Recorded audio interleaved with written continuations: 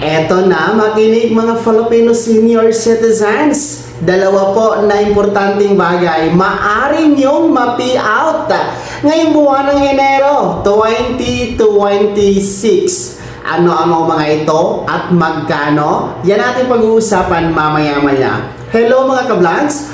Welcome dito sa aking YouTube channel. Magandang araw po sa inyong lahat. Saan po kayo dako sa mundo? Kumusta kayo mga ka-vlogs? So eto na nga po ngayong buwan ng Enero 2026, unang buwan tayo ngayon sa taon 2026. Meron po tayong dalawa na importanteng bagay na maaari nyo pong ma-payout, maaari nyo makuha, at maaari nyo pong ma-apply mga lolo at lola. Kaya makinig po kayo. Well, una po, ngayong buwan ng Enero 2026 ay pwede nyo pong makuha at ma-apply, ma-payout ang 100,000 pesos. Yes, 100,000 pesos or yung ating Centenarian Act of 2016. Kung kayo po ay umabot sa edad na 100 years old pataas mga ka-vlogs, bibigyan po kayo ng gobyerno ng 100,000 piso. Para po sa mga makaka-payout nitong buwan ng Enero, sila po yung mga nag-apply noong buwan ng Nobyembre or Disyembre ng nakaraang taon 2025 mga ka-vlogs. So expect nyo po na ma-payout nyo yan ngayong buwan na ito ng Enero 2026. Okay? At sa mga gusto naman po maka-payout nito, by next month, February or March, mag-apply po kayo sa Office of the Senior Citizens Affairs or OSCA office na nasa LGU ninyo para po kayo mapasama sa payout or cash distribution by next month mga ka-vlogs. Basta siguraduhin na ang edad ay 100 years old pataas para kayo makatanggap ng 100,000 pesos cash gift o yung ating Centenarian cash gift mga ka-vlogs. Noon pong Disyembre 23, 2025, ang huli pong nakatanggap ng ating 100,000 piso na Centenarian cash gift ay mula po sa New Bataan, Davao de Oro, kung saan 104 years old po siya nakatanggap ng 100,000 pesos.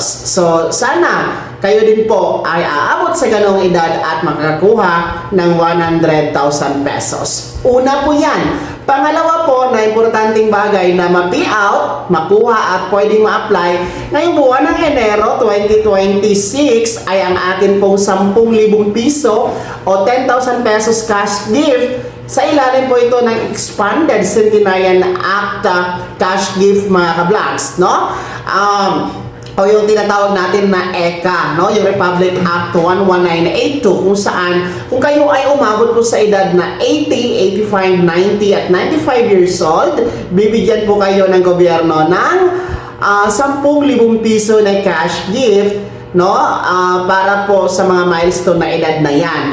Yung mga makaka-payout po ngayong buwan ng Enero 2026 dito sa 10,000 piso ay sila po yung mga nag-apply noong nakaraang buwan ng Nobyembre or Disyembre. So, expect po kayo na magkakaroon kayo ng cash distribution sa buwan ng ito, Enero 2026. So, lahat ng mga cash gift na yan, yung Centenarian cash gift na 100,000 pesos and the 10,000 pesos expanded Centenarian cash gift, lahat ng yan po ay nasa pamamahala at nasa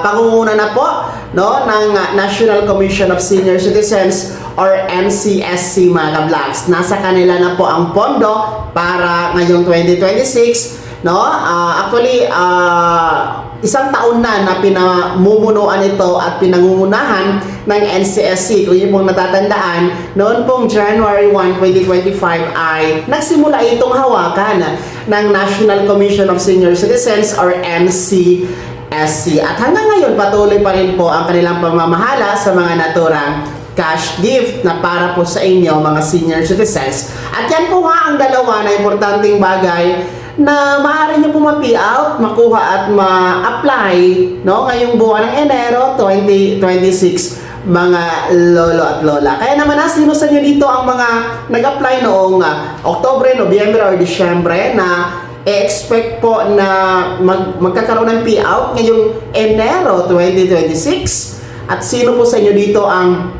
mga mag-a-apply na at umabot na sa mga edad na nabanggit po natin, no? Ngayong Enero 2026. Lahat ng yan, ibahagi niyo po sa comment section na nasa baba. Pakilakip ng buong pangalan at kung taga-saan kayo. Well, uulitin ko po, no? Happy New Year sa lahat at sana po ay nasa mabuti kayong kalagayan. Prosperous and bountiful 2026 mga ka-vlogs. Kung di ka pa nakasubscribe, i-click nyo na ang subscribe button na nasa baba at huwag kaligtaan na pindutin ang notification bell, ilagay sa all para una ka sa mga balitang i-upload ko. Maraming salamat po. Mag-ingat po ang lahat. God bless mga ka-vlogs.